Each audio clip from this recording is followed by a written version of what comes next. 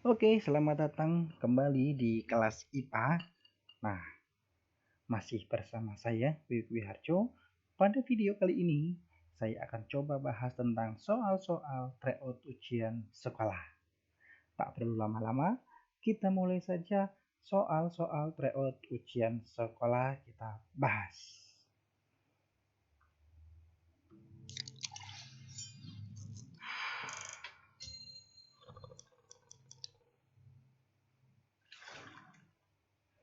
Nah, ini adalah soal tryout ujian sekolah yang kemarin kita laksanakan.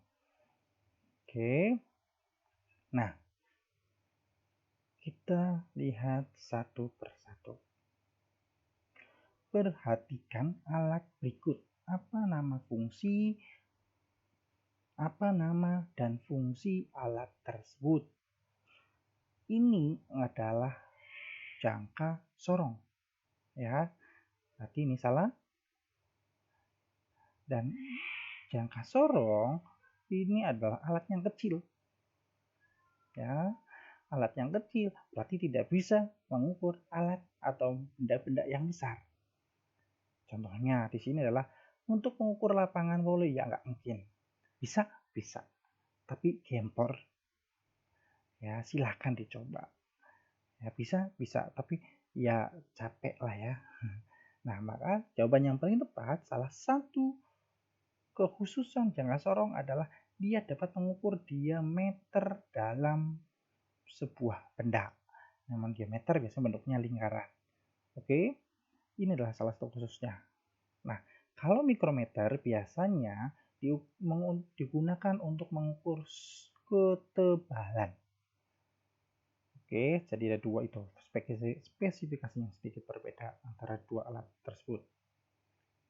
Nah, kita lanjut soal berikutnya. Di bawah ini adalah perubahan fisika yang melepas kalor. Kata kuncinya di sini adalah tentang melepas kalor. Melepas kalor ini berarti kondisinya dingin. Kalau menyerap kalor itu berarti kondisinya adalah panas. Jadi tinggal kamu pilih yang manakah yang terjadi dalam kondisi dingin. Es krim rosa ditinggal di luar lama-lama menjadi air. Ini berarti dalam kondisi panas. Lani menumpahkan alkohol, kemudian alkohol tersebut menguap. Berarti menguap itu adalah terjadi karena adanya panas, menyerap kalor. Tayo merasa kehilangan kabur barusnya 2 bulan lalu yang dia letakkan di dalam lemari. Nah, ini juga menyublim. Ini adalah panas juga. Rosi meletakkan jus jeruk di kulkas. Ternyata jus tersebut menjadi es. Nah, ini terjadi pada saat kondisi dingin. Berarti jawaban yang paling tepat adalah yang ini. Kita lanjut. Soal tentang asam basa. Perhatikan tabel di bawah. Yang merupakan larutan basa adalah, di sini ada 4 larutan A, B, C, D. Kata kunci di sini adalah, untuk soal ini adalah larutan basa. Larutan basa ketika diuji dengan lakmus, maka akan berubah menjadi warna biru. Basa berubah menjadi warna biru, asam berubah menjadi warna merah. Asam merah, basa biru, asam merah. Sama-sama M dan sama-sama B. Maka kita cek. Nah, asam larutan A biru, larutan A merah jadi biru, biru. Berarti ini adalah basa, benar. Yang B merah. Ini pasti salah nih, bukan. Merah, biru. Ini berarti netral. Larutan C merah jadi biru jadi biru. Nah, udah ketahuan jawabannya adalah A dan C. Jadi coba lihat dari yang D. Merah, biru, merah, biru, merah. Berarti A, asam. Oke ya, jadi jawabannya adalah A dan C. A dan C. Kita lanjut. Hal di bawah ini yang merupakan dampak dari revolusi bumi terhadap matahari. Revolusi bumi terhadap matahari adalah, revolusi itu apa? Ada yang tahu? Apa bedanya dengan rotasi? Revolusi adalah pergerakan bumi mengelilingi matahari. Sedangkan rotasi adalah pergerakan bumi berputar pada porosnya. Sekali berevolusi itu adalah 1 tahun. Sekali berotasi adalah 1 hari. Nah, secara logika berarti carilah dampak-dampak ini yang dampaknya lama. Ya, bisa bulanan, setengah tahun. Ya, perubahannya setengah tahun, bulanan. Kalau rotasi, dampaknya langsung sehari terjadi. Kita lihat, terjadinya perbedaan lamanya siang dan malam. Oke, kita kunci dulu yang ini. Nah, bedakan antara perbedaan lamanya siang dan malam dan terjadinya siang dan malam. Terjadinya siang dan malam itu berlangsung dalam 1 hari. Maka itu rotasi. Tapi kalau terjadinya perbedaan lamanya dan siang dan malam, itu terjadinya relatif lama. Kalau masih ada yang bingung, sekarang gini. Siapa yang sering bangun pagi? Ada yang sering bangun pagi? Atau mungkin sore-sore deh. Kalau contohnya pagi nanti belum ada bangun. Contohnya sore, ada yang sadar. Kadang jam 6 sore itu masih terang. Di bulan tertentu, jam 6 sore sudah gelap. Nah, itu terjadi siang panjangnya beda dengan malam. Perbedaan namanya siang dan malam. Tidak langsung terjadi. Dalam sehari, besok berbeda, besok lagi berbeda, tapi berangsur-angsur. Ya, kenapa? Karena ini disebabkan oleh revolusi bumi. Jawabannya maka yang tepat yang ini.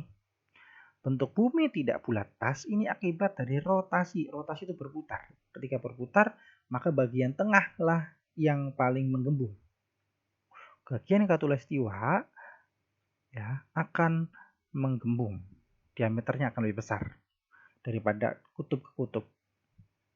Lanjut, gerak semu harian matahari. Dari kata-katanya sudah ketahuan, harian. Matahari terbit di sebelah timur dan tenggelam di sebelah barat. Ini harian, makanya adalah rotasi. Terjadi perbedaan waktu antara Indonesia dan Amerika. Ini juga setiap hari akan terjadi. Ya, di sini siang, di sana malam. Berarti ini adalah rotasi akibat bumi yang berputar. Paham? Nah, sekarang kita lanjut berikutnya.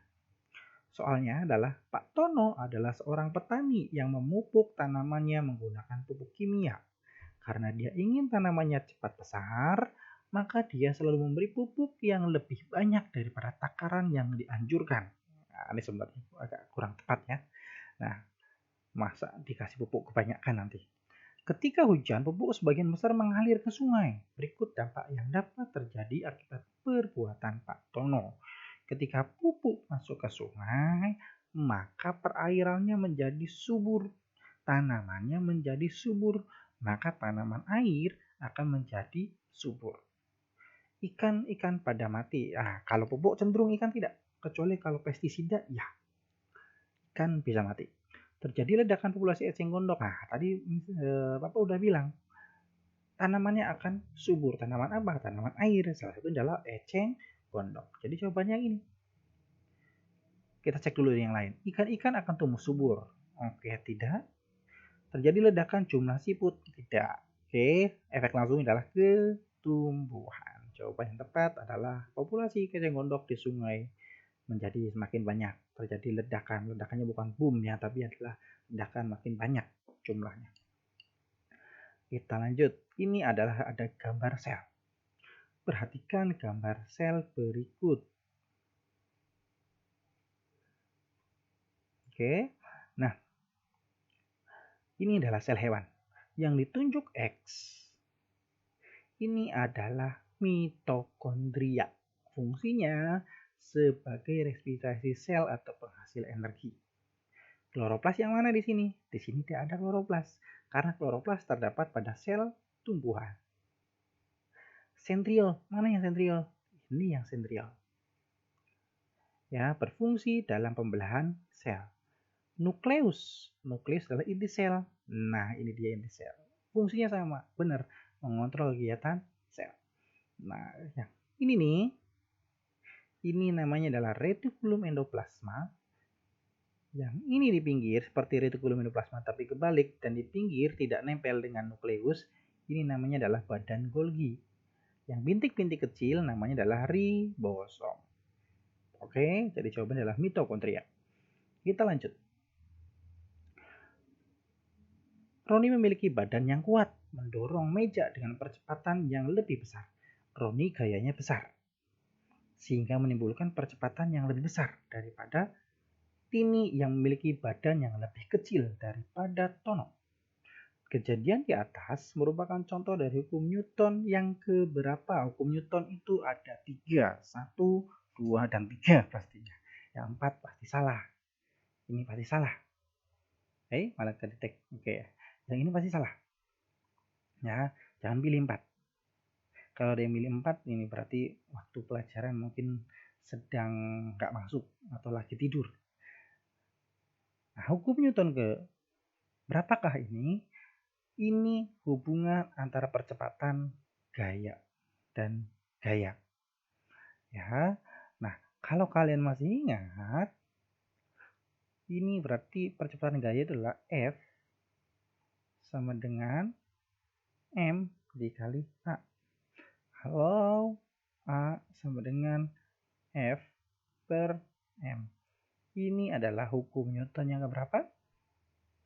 Ini adalah hukum Newton yang kedua. Semakin besar gaya yang bekerja, maka percepatannya juga semakin besar. Jadi jawaban yang tepat adalah hukum Newton yang kedua.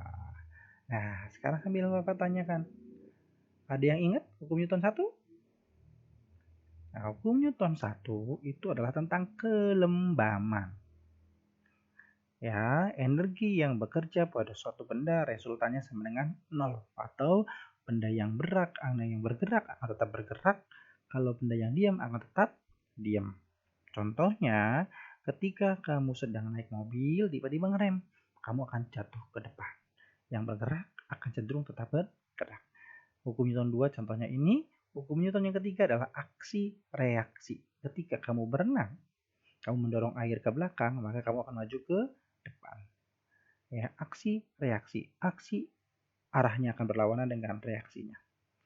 Kita lanjut nomor berikutnya. Sebuah besi memiliki massa 500 gram dengan atau memiliki ketinggian 12 meter di atas permukaan bumi, memiliki gravitasi 10 meter per detik. Jika besi tersebut berada pada bulan memiliki gravitasi 1/6 dari gaya gravitasi bumi, berapakah perbandingan energi potensial besi tersebut? Oke, energi potensial itu adalah rumusnya EP. Energi potensial itu adalah M G H. H-nya bagus nih. H. EP adalah MGH.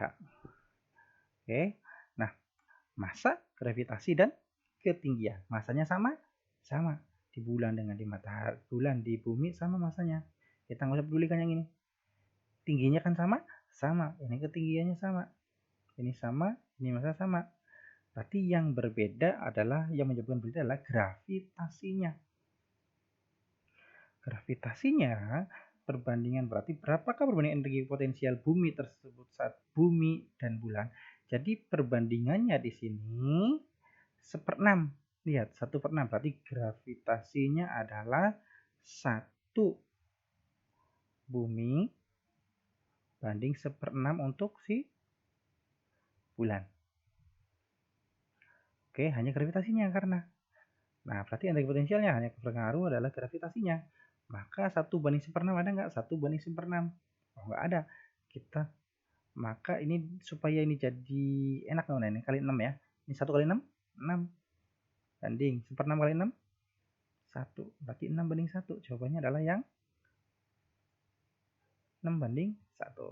Oke, ini jawabannya adalah 6 banding 1. Kita lanjut.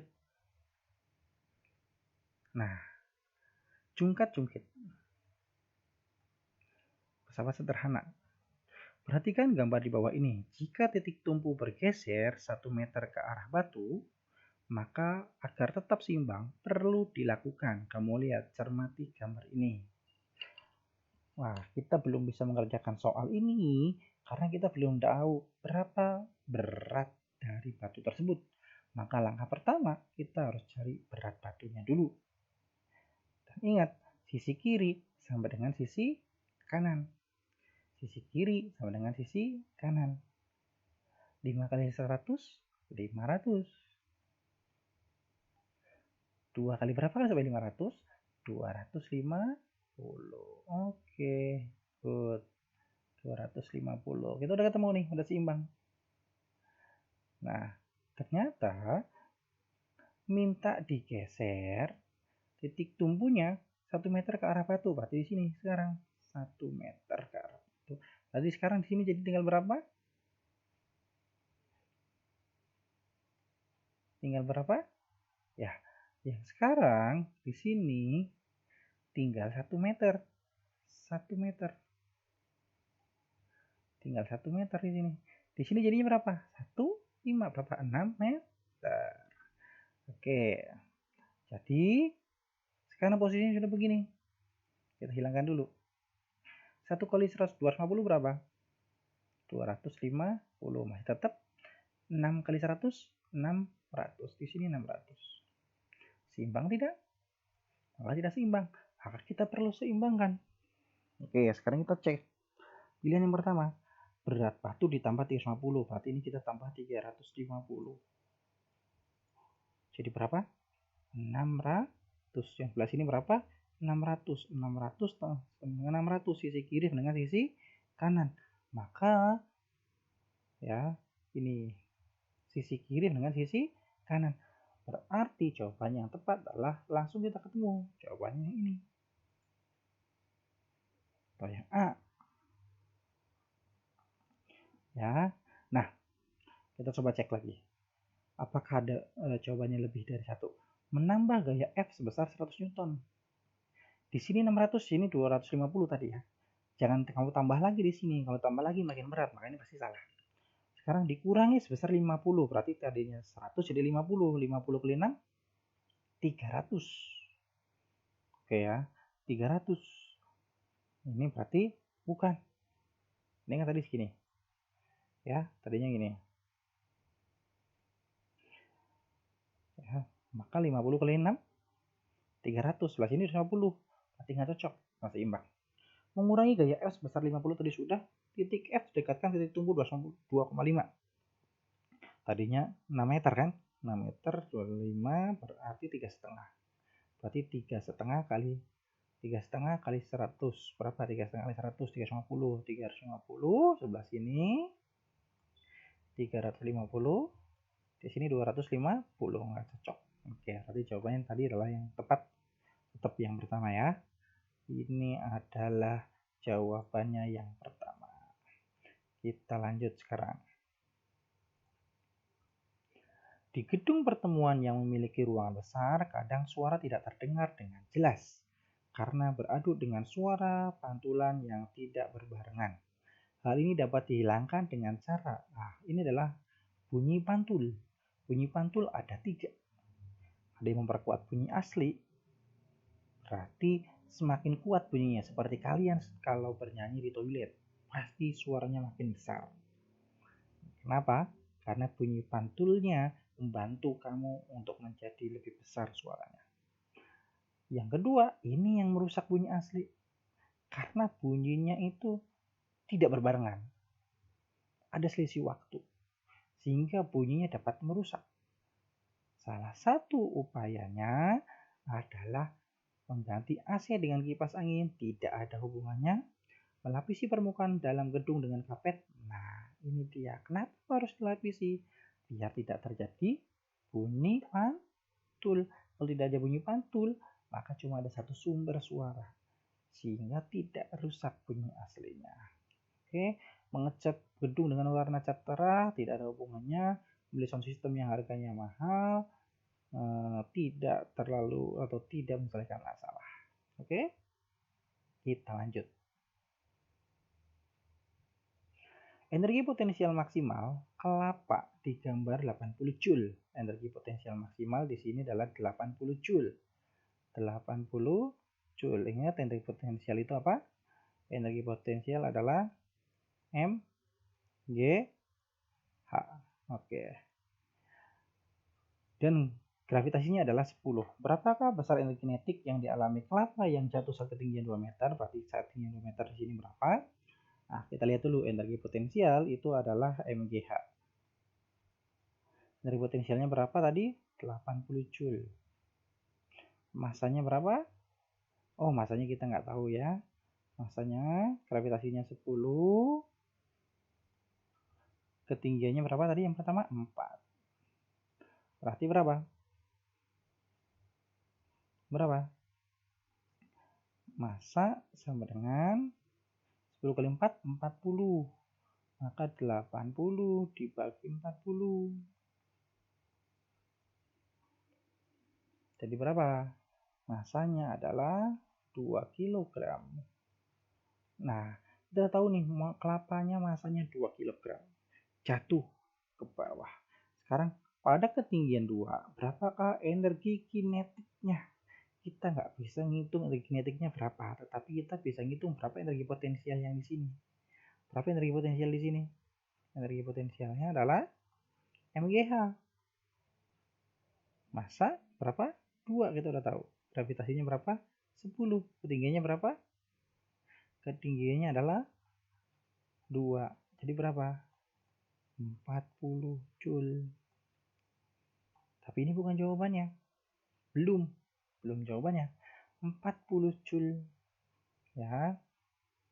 Lihat. Nah, 40 Joule ini di posisi B.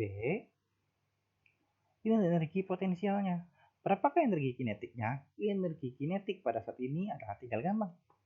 Maksimalnya berapa? Tadi energi potensial maksimalnya 80.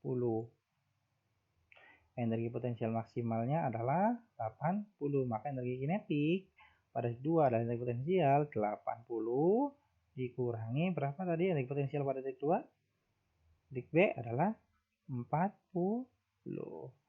Maka jawabannya adalah 40 Joule. Oke. Jawaban yang tepat itu adalah 40 Joule. Jawabannya adalah yang 40. Nah, kita lanjut. Berikut bahwa adalah hal yang terjadi saat kita melakukan inspirasi pernafasan dada. Pernafasan dada ada 2 kata kunci, inspirasi dan pernafasan dada.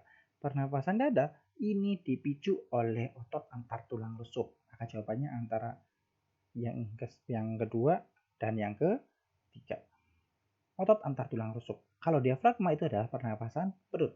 Kata kunci yang kedua adalah inspirasi. Inspirasi itu memasukkan udara.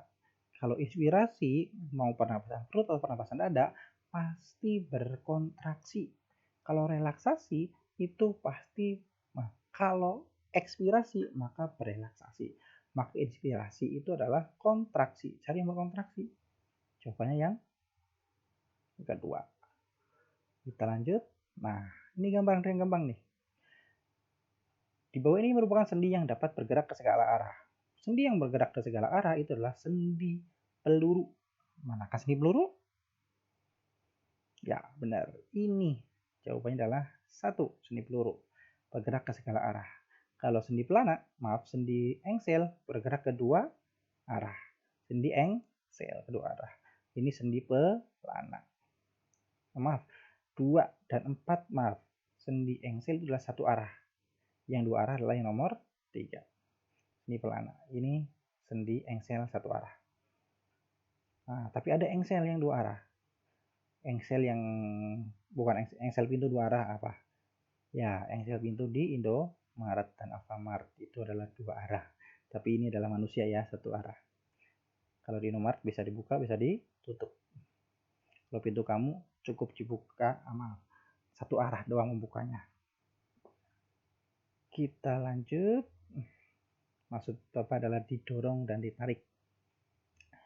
Kita lanjut. Jaringan pada tumbuhan yang berfungsi untuk mengangkut hasil fotosintesis dari daun ke seluruh tubuh ditunjukkan oleh nomor. Berfungsi untuk mengangkut hasil fotosintesis. Hasil fotosintesis disaring atau dibawa itu dengan jaringan namanya adalah floem, sama-sama F. Fotosintesis adalah floem. Nah, sekarang kita cari yang mana kayak floem. Satu ini adalah epidermis. 2 itu adalah phloem. 3 membatasi floem dengan xilem itu adalah cambium. 4 adalah cambium. Satu apa tadi? Epidermis. 2 adalah phloem. 3 adalah cambium. 4 adalah yang di dalam ini adalah xilem. Jawabannya mengangkut hasil fotosintesis adalah floem. Maka jawaban tepat adalah nomor 2. Kita lanjut. Ini adalah percobaan fotosintesis. Apakah tujuannya dilakukan langkah ketiga? Kita lihat langkah ketiga. Ada alkoholnya di sini. Ternyata direbus menggunakan alkohol. Nah, sekarang bahas yang pertama, daun ditutup. Kenapa? Biar tidak berfotosintesis. Yang kedua, direbus. Apa tujuannya? Mematikan sel daun. Yang ketiga, direbus lagi tapi menggunakan alkohol. Nah, alkohol nanti ini akan melarutkan klorofil. Jadi alkoholnya nanti akan berwarna hijau. Nah, nanti daunnya akan berwarna pucat. Setelah diteteskan, maka yang dibuka akan berwarna biru teman. Itu tandanya ada glukosa, tandanya ada amilum atau karbohidrat, maka ini melakukan fotosintesis. Sedangkan yang ini tidak melakukan fotosintesis. Kenapa? Ditutup, maka warnanya juga tetap pucat. Nah, sekarang jadi jawaban yang tepat untuk nomor ini adalah yang langkah ketiga adalah untuk melarutkan klorofil karena menggunakan alkohol. Berikutnya, ini adalah gambar nefron ginjal. Nah, gambar nefron ginjal bagian X ini adalah glomerulus. Ini glomerulus, ini tubulus proksimal, ini tubulus distal. Nah, cari yang glomerulus. Glomerulus ini adalah fungsinya untuk menyaring protein dan darah agar tidak masuk ke urin. Menyerap kembali, reabsorpsi, itu adalah adanya di tubulus proksimal. Mengumpulkan urin, ini tubulus collectivus. Menambah zat yang tidak diperlukan, itu adalah tubulus distal yang di sini. Kita lanjut, makin cepat. Nah, ini adalah tahapan pembelahan sel. Singkatnya adalah promat. Profase, metafase, anafase, dan telofase. Promat. Nah, ciri dari fase ini adalah kromosomnya ada kromatidnya ada di tengah. Tengah itu median. Median berarti metafase. Jawabannya adalah metafase. Udah kan? Metafase. Kita lanjut. Organ reproduksi laki-laki yang berfungsi untuk tempat produksi dan pematangan sperma. Produksi itu adanya di testis nomor 2, pematangan sperma adanya di epididymis nomor 8. Maka jawabannya adalah 2 dan 8. Berikut kelompok tanaman yang berkembang biak dengan menggunakan rizom. Rizom ini berkembang biak. Nah, jahe, lengkuas, dan kunyit. Ya, jahe, lengkuas, kunyit itu berkembang biak dengan rizom. Dengan yang lainnya bukan. Singkong, kentang, bengkoang. Singkong dengan steknya, bawang merah, umbi, lapis. Kalau arbei, stroberi itu merunduk. Kita lanjut. Ini adalah dihibrid. Ya, hukum Mendel. Hereditas persilangan. Tanaman Erties berbiji bulat dan berwarna kuning, babi kaki disilangkan dengan sesamanya, babi kaki. Nah, kalau ini heterozigot ketemu heterozigot, babi kaki, besar kecil, pasti akan menghasilkan adalah 9, 3, 3, 1. Ini perbandingannya 9, 3, 3, 1. Jumlahnya 6, Tapi di sini adalah dari persilangan ini akan hasilkan 32 keturunan. Berarti ini 2 kali lipat nih. Berarti semuanya dikali 2. Berarti perbandingannya berapa? Tetap sama. Nah, tapi ini kali 2 berapa nih? 9 kali 2 18 banding 6 banding 6 banding 2. Jadi jawabannya adalah 6. Ingat, heterozigot ketemu heterozigot adalah 9, 3, 3, 1. 9. Berapakah jumlah tanaman yang berbiji keriput berwarna kuning? Oke, 9 itu adalah untuk dominan-dominan. Dominan berarti besar kuning. Kalau yang 3 dengan ini adalah dominan resesif. Resesif dominan. Berbiji keriput warna kuning. Keriput itu adalah resesif. Kuning adalah dominan. Maka resesif dominan rata yang ini. 3 kali 2, 6. Oke, tadi ya 6.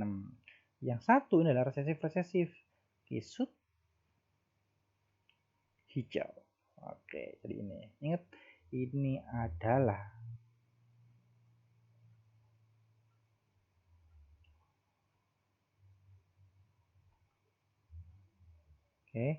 ini adalah dominan-dominan, DD, dominan-dominan. Ini dominan resesif. Ini dominan resesif dominan. Yang ini adalah resesif. Kita lanjutkan. Batang kaca digosokkan dengan kain sutra. Kain wol digosok dengan balon. Jika kain sutra didekatkan dengan balon, maka akan terjadi. Masih ingat singkatannya. Kasut dan wolon. Kasut. Kasut. Kasut. Dengan satu dari wolon.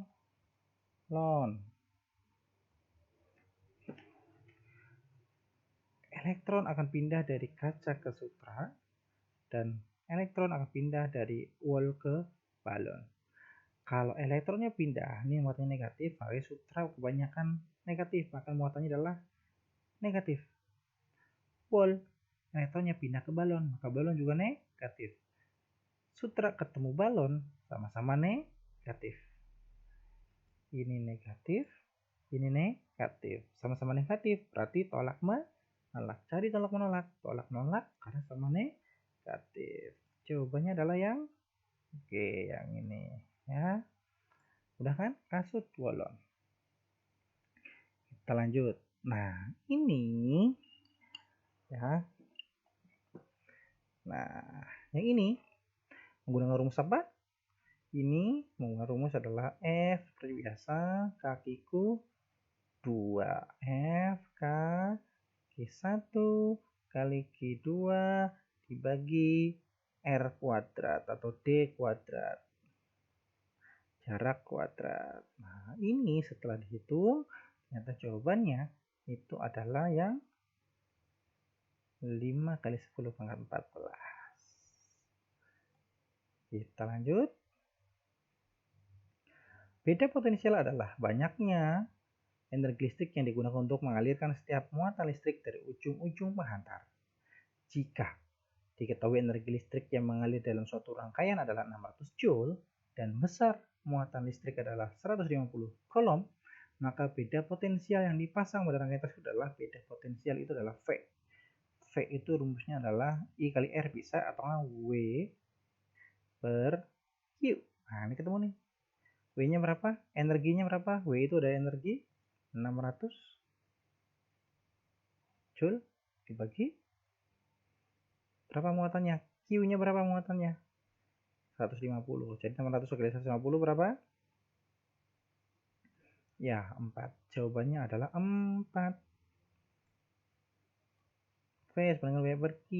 Nah, kita lanjut. Sebuah rumah tangga menggunakan 8 lampu masing-masing 25 watt dan dinyalakan 10 jam per hari. Televisi 200 watt dinyalakan rata-rata 6 jam per hari. Kemudian Sebuah mesin pompa air 250 watt dinyalakan selama 1 jam per hari. Jika harga 1 kWh energi listrik yang terpakai adalah 500, maka berapakah rekening listrik yang harus dibayar? Diasumsikan 1 bulan adalah 30 hari. Nah, rumus untuk menghitung energi W itu adalah P dikali T. Nah, berarti karena ini jumlah lebih dari 1, dikali juga jumlahnya. Nah, maka lampu ada 8 dikali 25 dikali 10. Ini energinya udah ketahuan. Yang kedua, 200 kali 6 kali 250. Oke, sudah ketemu energinya, maka kamu tinggal tambahkan. Sudah ditambahkan itu baru per hari. Dikali 30. Kenapa dikali 30? Karena per bulan. Oke, sudah ketemu. Tinggal kamu kalikan dengan tarif per kWh-nya 500. Maka jawabannya adalah 51750. Gimana? Kemarin benar tidak? Jawabannya ya 51750. Kita lanjut. Nah, setiap hambatan memiliki nilai besaran X sama, maka rangkaian hambatan yang dapat menghasilkan hambatan terkecil diperoleh dari rangkaian yang paling banyak paralelnya. Sedangkan kalau yang terbesar, yang paling banyak serinya. Ini berarti terbesar, yang terkecil, yang paling banyak paralelnya mana? Yang kedua. Maka jawabannya adalah 2. Lanjut. Nah, ini dia. Ini magnet. Ini yang biru bisa tarik X. Oke, ini utara, maka ini selatan. X bisa menarik S, maka ini adalah utara. Yang Y adalah selatan. Maka carilah yang X yang utara. X yang di sini, ingat ya, X-nya adalah utara. Harus mengalir dari sini ke sini. Mengalir seperti ini. Oh, Y-nya utara, ini salah. Ini harus masuk ke sini dari depan. Oh, ingat urutan tangan kanan, ini utara, Y-nya utara, ini salah juga. Masuk dari sini ke atas. Nah, ini X-nya utara. Maka jawabannya adalah yang C. Oke, yang C teman-teman. Yang C teman-teman lagi. Oke, jawabannya adalah yang C. Kita lanjut sedikit lagi. Besi, baja, nikel, dan logam dapat dikelompokkan dengan dapat ditarik dengan mudah oleh magnet. Nah, ini adalah ciri dari ferromagnetik. Jawabannya adalah ferromagnetik. Lanjut. Bahwa inilah dampak negatif bioteknologi terutama penggunaan teknologi rekayasa genetika terhadap lingkungan. Kata kuncinya adalah lingkungan dengan rekayasa genetika. Oke. Mengobati diabetes, ini keuntungan, bukan kerugian. Oke. Dan bukan lingkungan pula. Hewan yang diubah secara genetik bisa dilepas dengan merusak ekologi lingkungan. Ekologi sungai, ini lingkungan nih. Kita lewat dulu. Penyuntikan mikroba telah dilemahkan ke dalam tubuh dapat merangsang pembentukan antibodi. Oke, ini adalah bukan lingkungan, berarti salah. Tanaman transgenik tahan terhadap hama. Ini keuntungan, bukan kerugian. Jawaban yang tepat nanti adalah ini. Hewan yang diubah secara genetik bila dilepas dapat merusak ekologi sungai. Oke, kita lanjut. Berikut ini yang bukan merupakan ciri bioteknologi konvensional. Ini gampang. Konvensional itu adalah yang kuno. Maka bukan teknologinya tidak canggih. Yang lainnya pasti benar. Sebuah atom memiliki nomor 14 dan nomor atom 8. Artinya dalam suatu atom dapat proton, elektron, neutron berturut-turut. Elektron dan proton jumlahnya sama. Itu sebesar nomor atom. Maka pasti 88. Cari yang depannya 88. 88. Nah, udah ketahuan. Nah, nomor atau neutron didapat dari mana? Nomor massa dikurangi nomor atom. 14 kurangi 8, 6. Kita lanjut. Berapa lagi? Oh, wah, ternyata masih banyak ya. Oke, kita satu lagi. Nah, nanti kalau selanjutnya kita akan coba bahas berikutnya. Aluminium biasanya digunakan untuk alat dapur. Berikut ini adalah keunggulan aluminium. Nah, pasti akan coba bahas lebih cepat lagi. Jawabannya adalah kecuali adalah yang transparan. Aluminium nggak transparan. Pada akar tanaman kacang terdapat rhizobium yang bersimbiosis dengan akar, sehingga akan kacang tanam berbintil-bintil. Nah, rhizobium adalah fungsinya adalah mengikat nitrogen di dalam tanah. Ini adalah simbiosis mutualisme. Ketika hutan dibakar, kita lanjut. Ketika hutan dibakar habis, maka salah satu dampaknya adalah tanah menjadi tidak subur. Kenapa? Nah, tidak ada bunganya. Oke, kenapa? Ini adalah bisa kehilangan unsur hara. Sudah tidak ada lagi pelapukan dan yang lainnya. Maka akan hilang, unsur haranya akan hilang. Lanjut pemisahan campuran produk bioteknologi atau produk-produk minyak bumi itu menggunakan satu cara dalam pemisahannya yang disebut dengan destilasi bertingkat. Kita lanjut.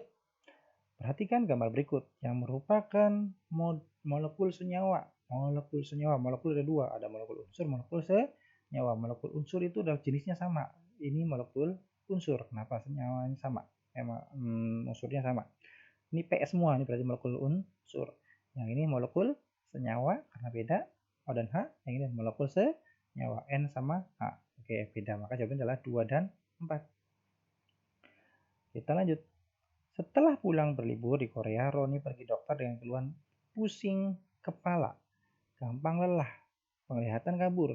Periksa darahnya adalah 90/100. Nah, ini lumayan tinggi. Nah, berarti ini adalah darah tinggi. Jangan terkecoh dengan dari Korea, terus dia adalah COVID-19. Bukan. Karena ini adalah darahnya tinggi. Maka namanya hipertensi. Darah rendah namanya hipotensi. Diabetes itu adalah kencing manis. Nah, ini lumayan mudah. Perhatikan gambar berikut. Berapa kecepatan gelombang? Kecepatan adalah jarak dibagi waktu. Dari sini ke sini berapa jaraknya? 15. Waktunya berapa dari sini ke sini? 0,6. Maka tinggal 15 dibagi 0,6. Mudah kan? Hasil sini adalah 25 cm per detik. Oke, kalau enggak di sini. Kamu potong di sini bisa. 1. Nah. Oke. Dari sini ke sini berapa? Menggunakan logika. Ini 5, 5, 5. Berarti ini adalah 10. Oke? 10. Jarak dibagi waktu. 10 dibagi 0,4 adalah 25. Kita lanjut.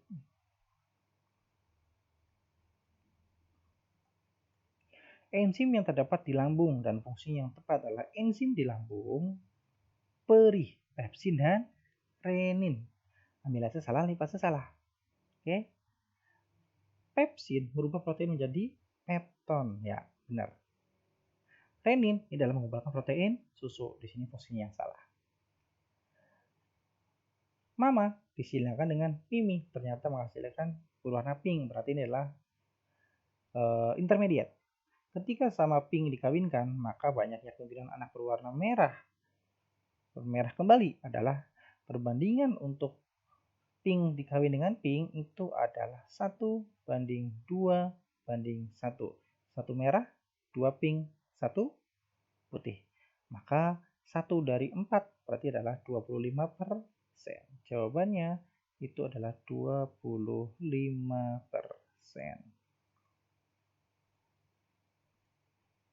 Lanjut. Terakhir. Hitunglah besar kuat arus sekunder pada gambar berikut. Kuat arus sekunder. Oke, kita menggunakan logika saja. Ini adalah step down. Turun. Kenapa? Dari mana? Lilitannya turun. 3.600 menjadi 720. Turun. Maka ini dibagi berapa? 725 dibagi berapa? Ini berarti dibagi 5. Nah, kuat arus itu adalah perbandingan terbalik. Kalau ini dibagi 5, maka ini harus dikali dengan 5. Ingat kebalikannya. Arus itu berbalikannya dengan jumlah lilitan. Kalau dibagi 5, ini dikali 5. 2 kali 5, 10. Oke, jawabannya adalah 10 ampere. Oke, itu sudah habis semua tadi yang kita bahas. 45 menit kita bahas sebanyak 40 soal. Ya, kalau nanti pengen lebih lengkapnya, nanti kamu bisa ngubungin Bapak, bisa WhatsApp ataupun bisa nanti Google Classroom. Oke. Nah, sebagai absensi, silahkan kamu komen di bawah video bawah ini, kamu komen, silahkan tulis nama kalian ya sebagai absensi bahwa kalian sudah melihat pembahasan soal TREO 2S ini. Terima kasih. Semoga bermanfaat dan sampai jumpa di video berikutnya.